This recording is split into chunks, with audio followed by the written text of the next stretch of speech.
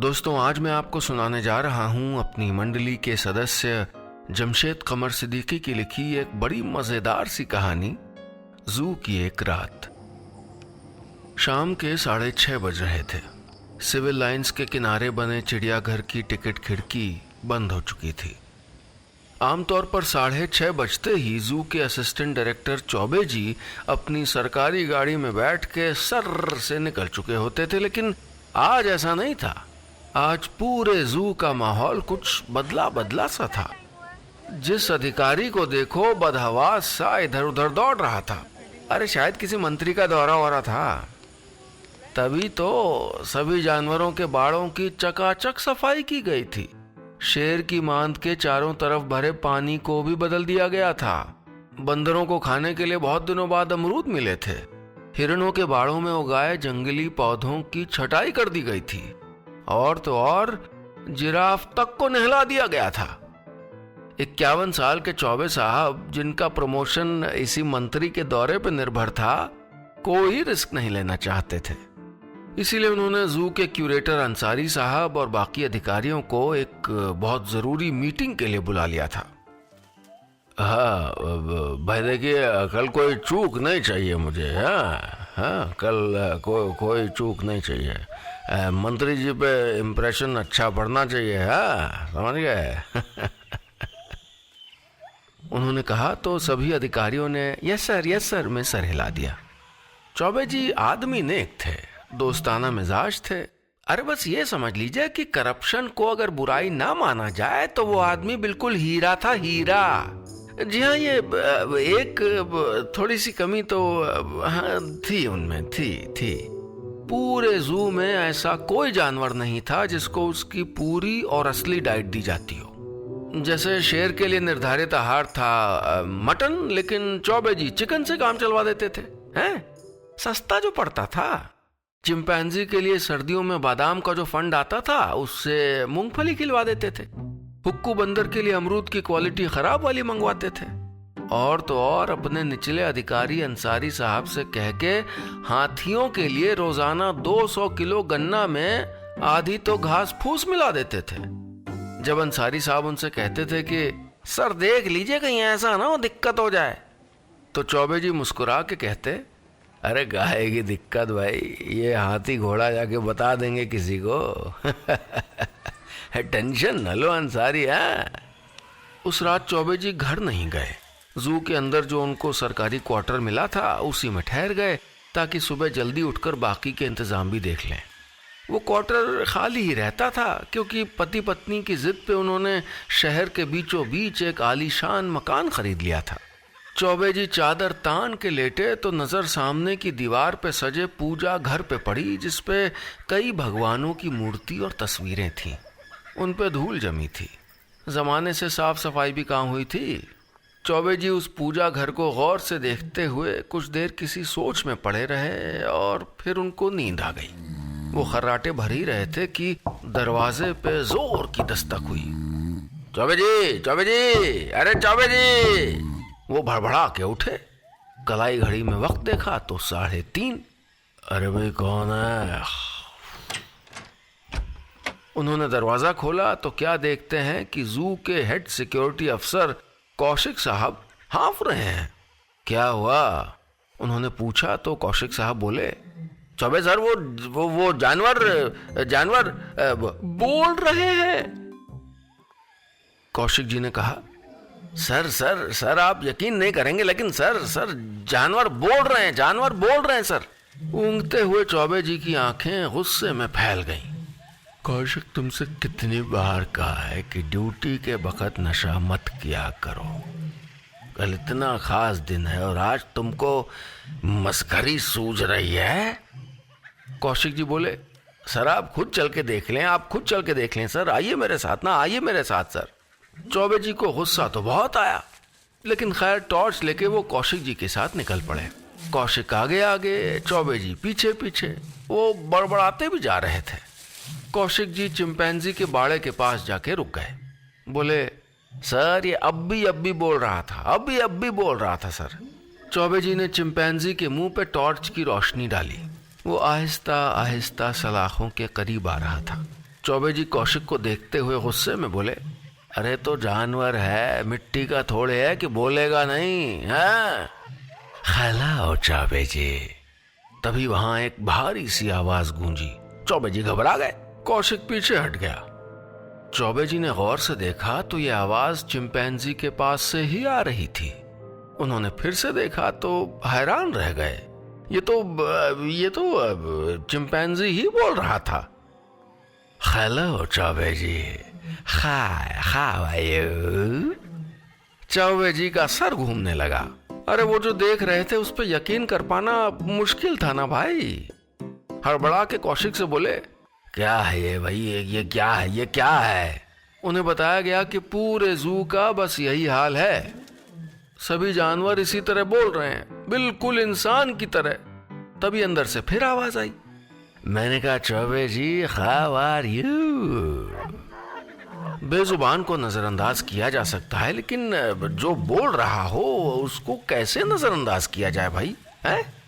चौबे जी बोले, I am fine, thank you. Kaushik साहब बोले, पता नहीं क्या चमत्कार हुआ है सर, क्या चमत्कार हुआ है सर कि पूरे जू का हर जानवर इंसान की तरह बोल रहा है सर, इंसान की तरह बोल रहा है। हिप्पोपोटामस से लेके जीब्रा तक सब। अरे जिराफ से तो मेरी बाकायदा बातचीत हुई है सर। और वो बंदर तो मुझसे गाली गलौज कर रहे थे सर, गाली गलौज कर रहे थे बंदर। तो क्या सभी जानवर बोल रहे हैं? चौबे जी ने माथे से पसीना पोंछते हुए कहा तो कौशिक ने पीछे बहती नहर में झुंड में गुजरती बत्तखों को देख के कहा, ये बत्तखें नहीं बोल रही हैं सर, बत्तखें नहीं बोल रही हैं सर, बाकी तो जानवर बोल ही रहे हैं सर। समझ में नहीं आ रहा कि क्या करें क्या सर। जानवर बहुत नाराज हैं सर, जानवर। चौबे जी के हाथ पैर फूल रहे थे। इस हालात से वो निपटेंगे कैसे उनको नहीं पता था। हालांकि बत्तखों के झुंड को खामोशी से गुजरता देखकर कुछ राहत थी कि कम से कम सभी जानवरों के साथ तो ऐसा नहीं हुआ है। वो तेज कदमों से अंदर के बाड़ों तक जा ही रहे थे कि तभी दाईं तरफ की नहर से आवाज आई। अरे बहन छपा ना करो, छींटे आ रही हैं, आराम से तैरो। क्या कर रही हो बहन? छपा ना करो, छींटे आ रही हैं बहन। चौबे जी ने देखा तो आवाज उन्हीं बत्तखों के झुंड से थी। उन्होंने सर पे हाथ रख लिया। कुल मिला के आज की रात बहुत रोमांचक होने वाली थी। पूरे जू में जैसे कोहराम मचा हुआ था। जू के क्यूरेटर अंसारी साहब और दूसरे अधिकारी बुला लिए गए थे, लेकिन किसी की समझ में आ नहीं रहा था कि किया क्या जाए।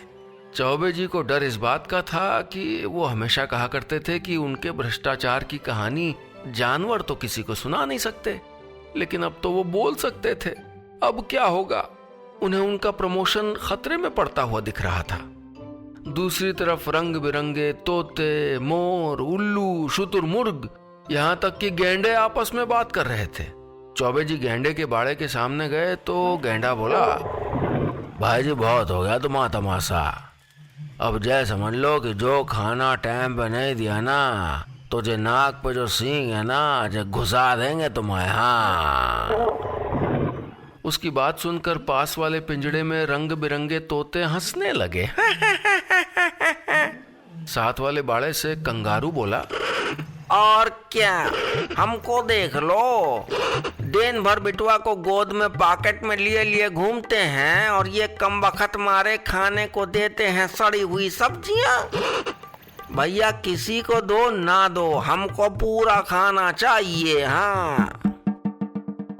चौबे जी बाड़ों के बीचों बीच खड़े खुली आंखों से अपनी जिंदगी का सबसे बड़ा करिश्मा देख रहे थे। तभी पास वाली नहर से सारस बोला, और हम क्या पागल हैं? मतलब यहाँ दिन भर एक पैर पे खड़े रहते हैं, कोई फालतू हैं? नहीं भाई कंगारू, तुमने ये कैसे कह दिया कि किसी को दो या ना दो? ये गलत है, ये गलत है भाई। चौबे जी ने अंसारी का हाथ दबाया और फुसफुसाते हुए बोले, यार कुछ करो, ये लोग तो बहुत गुस्से में लग रहे हैं। अब ये तो कल गेम बिगाड़ देंगे। हैं? अंसारी ने थोड़ा दिमाग लगाया और कौशिक और उसके साथियों को वहां से चले जाने को कहा। फिर खिसियानी हंसी हंसते हुए सभी जानवरों से बोले, भाई देखो, तुम लोगों की जो भी मांगे हैं सब पूरी कर दी जाएंगी, जो कहोगे मिलेगा। लेकिन वो एक रिक्वेस्ट है, मतलब छोटी सी है। कल आ रहे हैं मंत्री जी। और वो इतना ही कह पाए थे कि ऊपर से एक आवाज गूंजी। सब ने सर उठा के ऊपर देखा तो अपनी ऊंची गर्दन से जिराफ बोल रहा था, मंत्री जी को आने दो, मैं तो जी सब बताऊंगा मंत्री को कि यहाँ क्या क्या होता है।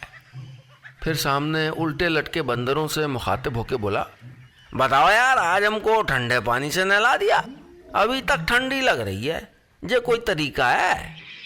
एक बंदर बोला, भैया हम तो नहाने वहाने में यकीन ही नहीं रखते। कौन नहाए फालतू में, अपन तो पिछली बारिश में नहाए थे। यानी कि सभी जानवर बहुत नाराज थे। ऐसा लग रहा था जैसे कल मंत्री जी के सामने चौबे जी की पोल खुलने वाली थी और उनका प्रमोशन खतरे में पड़ गया था। सुबह के 4:30 बज रहे थे। रोशनी होने में ज्यादा देर नहीं थी। चौबे जी और अंसारी जी भाग भाग के हर जानवर के बाड़े के पास जा रहे थे और सभी जानवरों को इंसानों की तरह बात करते देख सुन रहे थे। कोई अपने बाड़े के अंदर की गंदगी की तरफ इशारा कर रहा था, कोई खाने में मिलावट की बात कर रहा था।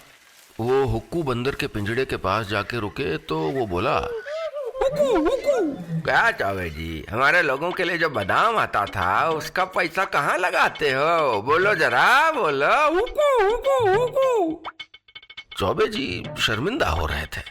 उन्होंने कहा, मैं मानता हूं कि सरकारी डाइट चार्ट के हिसाब से आप लोगों को सर्दियों में बादाम खिलाने होते, लेकिन ऐसा भी नहीं कि मैं आपको भूखा रखता था। मतलब मूंगफली तो भेजता ही था ना। दूसरा बंदर बोला, कौन सी मूंगफली भाई, कौन सी मूंगफली है? कौन सी मूंगफली? ये मूंगफली तो ये अंसारिया बाहर भेज देता था। है? हमने सुना था इसको बात करते हुए। कौन सी मूंगफली है? कौन सी मूंगफली? चौबे जी ने पलट के अंसारी की तरफ देखा तो अंसारी साहब शर्म से सर झुकाए खड़े थे।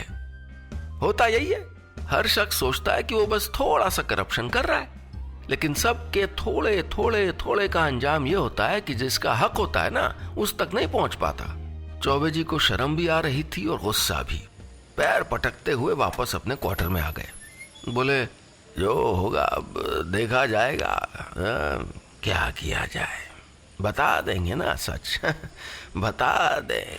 वो काफी देर तक अपने कमरे में बैठे रहे और सामने उस बदहाल मंदिर को देखते रहे जिस पर सजी तस्वीरों पर धूल थी। शेल्फ पर तमाम फोटो फ्रेम और कुछ छोटी मूर्तियां थीं।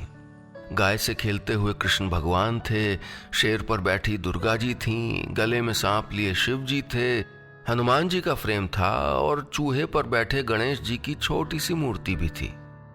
आज उनको अपने किए पर शर्मिंदगी हो रही थी। न जाने कितने बेजुबानों का हक मारा हुआ था उन्होंने। शायद इसीलिए भगवान ने आज उन बेजुबानों को जुबान दे दी थी। वो सोच ही रहे थे कि उनका फोन बज उठा। हाँ कौशिक, अब क्या हुआ? कौशिक बोला, सर मैंने जानवरों को समझाया है कि देखो भाई, मंत्री तो एक दिन के लिए आएगा और चला जाएगा। तुम्हें रहना तो हमारे साथ है, इसलिए कोऑपरेट करो। सर मैंने सबको कह दिया है कि इसके बदले में बेहतर खुराक और सारी सुविधाएं मिलेंगी। हाँ सर, जानवर मान गए। वो मंत्री के सामने एकदम नॉर्मल बर्ताव करेंगे सर। वाह कौशिक वाह, बहुत अच्छे। चौबे जी खुश हो गए, लेकिन कौशिक बोला, सर लेकिन एक प्रॉब्लम है। सब तो मान गए हैं, लेकिन वो जिराफ नहीं मान रहा। वो कह रहा है कि वो सब कुछ सच बोल देगा मंत्री को। ना जी, ये भ्रष्टाचार है जी। जिराफ ने गर्दन उठाकर खड़े हुए चौबे जी से कहा। और जी मैं तो जी पूरी बात बता दूंगा जी, मुझे नहीं चाहिए आपका खाना वाना, अपनी तो जी आदत पड़ गई है। अरे भाई जिराफ, लेकिन अपना नुकसान क्यों करवा रहे हो? सब लोग मान गए, तुम भी मान जाओ। है क्या चक्कर है भाई, क्या चक्कर है? अंसारी साहब ने जिराफ को लालच देने की कोशिश की तो वो बोला, एक शर्त पे मानूंगा जी। कान इधर लाओ चौबे जी। चौबे जी को अब अजीब लगा, लेकिन उन्होंने वो खैर बाड़े के सीखचों पे कान लगा दिया। जिराफ अपनी गर्दन उनके कान के पास लाके फुसफुसाया, देखो जी, 2 शर्तें हैं। एक तो ये कि पिछले हफ्ते जो मेरी पार्टनर जिराफ थी ना, जिसको आपने दूसरे बाड़े में भेज दिया था, उसको यहाँ वापस ले आओ। ठीक है भाई, हो जाएगा हो जाएगा। और दूसरी शर्त? और दूसरी शर्त नहीं है, बस रिक्वेस्ट है जी। आई मीन थोड़ा प्राइवेसी का भी इंतजाम होना चाहिए जी, है कि नहीं? अब आप जिराफिन को तो ले आएंगे, लेकिन ये कमबख्त बंदर पूरा दिन इधर ही ताड़ते रहेंगे तो हम क्या छीलेंगे, घुइयां? जिराफ की दोनों शर्तें तुरंत मान ली गईं। जाहिर है और कोई चारा भी कहाँ था चौबे जी के पास, आखिर उनको भी तो अपना प्रमोशन प्यारा था। खैर तो ये बात तय हो गई कि सभी जानवर वन मंत्री के आने पर वैसे ही बर्ताव करेंगे जैसे नॉर्मल दिनों में करते हैं। बदले में उनको हमेशा अच्छा खाना दिया जाएगा और हाँ, जिराफ की बहुत जरूरी मांगे भी पूरी की जाएंगी। सभी जानवरों को बता दिया गया कि क्या क्या कैसे कैसे करना है। रंग बिरंगी चिड़ियों को भी सब समझा दिया गया था, सिर्फ लव बर्ड्स को बताया जाना बाकी था। वो हैरान परेशान अपने पिंजड़े से चिल्ला रही थी, अरे हमें भी तो कोई बताओ क्या बोलना है, हमें भी तो कोई बताओ ना। तो भैया होते होते मामला सेट हो गया था। बात बिगड़ते बिगड़ते संभल गई थी। चौबे जी ने अगले कुछ घंटों में ही जू की सड़कों पे दोनों तरफ चूना ऊना डलवाकर गेट पे मंत्री जी के स्वागत का पोस्टर लटकवा दिया। सुबह के करीब 11:30 बज चुके थे। मंत्री जी की गाड़ी जू के गेट के पास आ गई थी। सिक्योरिटी का कॉल आया तो सब लोग बाहर भागे और मंत्री जी की आवभगत में लग गए। वाह, व्यवस्था तो काफी है चौबे जी आपकी, वेरी गुड वेरी गुड। इंतजाम देखकर मंत्री जी ने कहा तो चौबे जी खिसियानी हंसी हंसते हुए बोले, बस आपकी कृपा है, अब तो प्रमोशन भी ड्यू है तो नहीं नहीं, कोई दिक्कत नहीं कोई दिक्कत नहीं, वो हम देख लेंगे। चलिए जरा जू का एक चक्कर लगा लिया जाए। कहते हुए मंत्री जी ने चौबे जी को चलने का इशारा किया तो वो डरे मन से उनके साथ बाड़ों की तरफ जाने लगे। चौबे जी कहाँ जानते थे कि क्या होने वाला है। मंत्री जी जानवरों को देख रहे थे और जानवर मंत्रियों को। वो लकड़बग्घे के करीब पहुंचे और बोले, इनकी डाइट शासनादेश के अनुसार दी जाती है कि नहीं? चौबे जी जल्दी से बोले, बिल्कुल सर बिल्कुल, जो आदेश है वही तो देते हैं। तभी पीछे हुक्कू बंदर वाले पिंजड़े से धीरे से आवाज आई, चल झुट्टे कहीं के, ये कौन बोला, किसकी आवाज थी ये? मंत्री जी चौंक गए। चौबे जी जानबूझ के अनजान बनते हुए बोले, कैसी आवाज? कोई आवाज नहीं आई सर, कोई आवाज नहीं आई। फिर उन्होंने बंदर को आंख दिखाई, नहीं मुझे लगा कोई बोला, खैर चलिए आगे चलें। ये ज़ेब्रा इतना कमजोर क्यों लग रहा है चौबे जी? उन्होंने बोला तो ज़ेब्रा हैरानी से चौबे जी की तरफ देखने लगा कि भैया आप प्लान क्या है, मैं क्या करूं क्या कहूं? चौबे जी ने बात बनाई, वो कुछ दिन पहले अब बीमार पड़ गया था सर, बल्कि अब सेहत ठीक हो रही है, वो हो जाएगा अच्छा हो जाएगा। तभी गेंडा धीरे से बोला, जेबरा ना है भैया, रंगा हुआ गधो लग रहा है मारे को भैया, चौबे जी जो कराए कम है। सब जानवर मुंह छिपा के हंसने लगे। जिराफ गुस्सा आ गया, अरे क्यों तफरी कर रहे हो यार, इतनी मुश्किल से सेटिंग बनाई है जिराफिन की, सब कचरा कर दे रहे हो, चुप रहो यार चुप रहो। चौबे जी ने आंख दिखा के सबको डराने की कोशिश की। वो कहना चाहते थे कि चुप हो जाओ वरना मंत्री के जाने के बाद सबको देख लूंगा। ये बात जानवरों को नागवार गुजरी। जिराफ बोला, अरे भाड़ में गई ऐसी मोहब्बत, इज्जत से बड़ा थोड़ा है इश्क। अब तो सब बताऊंगा, मैं सब बताऊंगा। अरे ओ मंत्री जी, सुनो जरा हमारी बात। मंत्री जी के हाथ पैर कांप रहे थे। पिंजड़ों से सारे जानवर, सारे परिंदे एक साथ बोलने लगे। सब उनको अपने साथ रोजाना होने वाली एनिमल क्रुएल्टी के बारे में बताने लगे। आवाजों से उनके कान के पर्दे फटने लगे। चौबे जी जोर से चीखे और झटका दिया तो आंख खुली और खुद को बिस्तर पे पाया। अरे वो तो कानों पे हाथ लगाए सपना देख रहे थे। सांस फूल रही थी, माथे पे पसीना था, खिड़की पे सुबह की रोशनी थी। नजर सामने रखे पूजा घर पे पड़ी, जिसको देखते हुए वो सो गए थे। शायद सोने से पहले जानवरों का हक मारने की बात उनके जहन को कचोट रही थी, और अपनी वो बात भी कि जानवर हैं, ये कौन सा किसी को बोल देंगे। चौबे जी ने पूजा घर पे जमी धूल हटाई और काफी देर तक अपने गुनाहों के बारे में सोचते रहे।